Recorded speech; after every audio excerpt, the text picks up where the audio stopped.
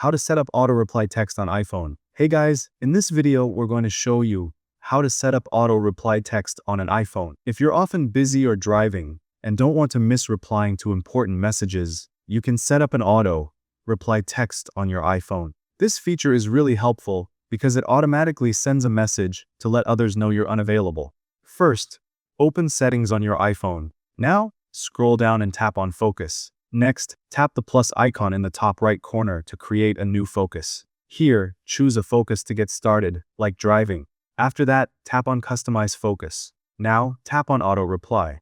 Then, select all contacts so your iPhone automatically replies to anyone who texts you. Next, go back and tap on While Driving.